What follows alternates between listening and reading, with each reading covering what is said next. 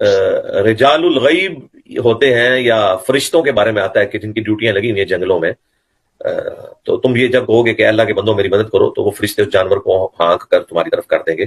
تو یہ معاملہ بالکل ڈیفرنٹ ہے. وہ تو ہم مانتے ہیں، جس طرح کہ صحیح بخاری میں حدیث ہے کہ جب کوئی آیت الکرسی پڑھ کے سوتا ہے تو ایک فرشتہ صبح تک اس کے اوپر مامور ہو جاتا ہے حفاظت کے لیے. تو یہ تو ایک بالکل ڈفرنٹ چیز ہے، لیکن اس میں بھی نہیں ہے کہ آپ نے فرشتے کو پکارنا. لیکن اگر کہیں فرشتے کی ڈیوٹی لگی ہے، نبی علیہ السلام نے کہا ہے کہ جنگلوں میں ایسے ہوتے ہیں، تو وہ جنگلوں تک رہے نا، آپ شہروں تک تو نہ رہے وہاں پہ. بسم اللہ الرحمن الرحیم. یہ توحید کے علم برداروں کے کیسے نرالے انداز ہیں. یہ ان سے سوال کیا جا رہا ہے کہ ایک حدیث میں آتا ہے، نبی علیہ السلام نے فرمایا، صحیح حدیث ہے، اس کے اوپر تفصیل سے میں پہلے گفتگو عرض کر چکا ہوں کہ آقا کریم علیہ السلام نے فرمایا، جب تم چٹیل میدان میں ہو اور تمہاری کوئی چیز سواری وغیرہ گم ہو جائے اور کوئی قریب موجود نہ ہو، تو تم وہاں کہو عباد اللہ اعینونی اغیثونی، یا اس کو تم اللہ کے بندو تم میری مدد کرو، یا اے اللہ کے بندو تم میری سواری کو روکو، میری مدد کرو. اس طرح کے الفاظ بولو تو حضور علیہ السلام نے فرمایا تمہاری سواری مل جائے گی. وہ کچھ اللہ کے بندے ہوتے ہیں، اللہ نے ان کی ڈیوٹیاں لگائی ہوئی ہوتی ہیں، وہ مدد کے لیے آ جاتے ہیں، کرتے ہیں مدد. اب حضرت صاحب سے یہ سوال کیا گیا کہ جناب یہ تو حدیث ہے طبرانی کی اور صحیح حدیث ہے، تو وہ آگے سے کہتے ہیں رجال الغیب، ان کو جنگل میں پکارا جا سکتا ہے. یعنی جنگل میں اگر بندہ غیر اللہ کو غیب میں مدد مانگے، پکار لے، اے اللہ کے بندوں میری مدد کرو، تو یہ جائز ہے. لیکن وہ کہتے ہیں یہ جنگلوں کی بات جنگلوں تک رکھنی چاہیے، شہر میں جو پکارے گا تو شرک ہو جائے گا.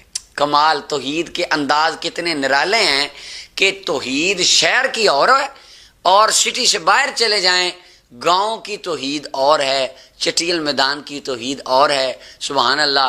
اگر آج دنیا چاند کی طرف ترقی کر رہی ہے، ہو سکتا ہے چاند پر ان کی توحید بدل جائے، مارس پہ کل کو دنیا جانے لگے تو وہاں بھی ان کی توحید بدل جائے. اب سمندر کے نیچے ان کی توحید کیا ہے وہ اللہ جانتا ہے. ہم نے جو توحید پڑھی ہے مانی ہے وہ پوری کائنات کے ہر گوشے میں ایک ہی ہے کہ اللہ کے جیسا کوئی نہیں. اللہ تعالیٰ کی ذات و صفات و افعال میں کسی کو شریک نہ ماننا یہ اللہ کی توحید ہے، اور یہ کبھی نہیں بدلتی. ہر ذرے میں یہی توحید ہے اور یہ کبھی نہیں بدلتی. قرآن کریم میں اللہ تعالیٰ نے ارشاد فرمایا ان الذین قالوا ربنا اللہ، وہ لوگ جنہوں نے کہا کہ ہمارا رب اللہ ہے، توحید پر وہ قائم ہو گئے، ثم استقاموا، پھر اس پر ڈٹے رہے. یعنی یہ نہیں ہے کہ شہروں میں ان کی توحید اور ہوتی تھی اور گاؤں میں جا کے ان کی توحید، دیہات میں اور چٹیل میدان میں انہوں نے کہا جی توحید اور ہے، ایسا نہیں، بلکہ ثم استقام، اس پر وہ ڈٹ گئے. تتنزل علیہم الملائکہ، ان پر ملائکہ کا نزول ہوتا ہے.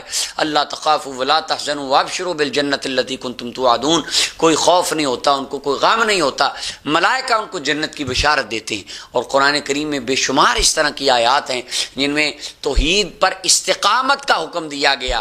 یہ نہیں کہ شہر کی توحید اور ہے اور میدان کی توحید اور ہے. اور صحیح مسلم کی حدیث ہے، آقا کریم صلی اللہ علیہ وسلم نے فرمایا، حضرت انس بن مالک رضی اللہ عنہ حدیث کے راوی ہیں، فرمایا ثلاث من کن فیہ وجد بہن حلاوۃ الایمان، تین چیزیں جس میں آ گئیں اس نے ایمان کی مٹھاس کو پا لیا. نمبر ایک، اللہ اور اللہ کے رسول سے سب سے زیادہ، کائنات کی ہر چیز سے زیادہ محبت ان دونوں سے کرے.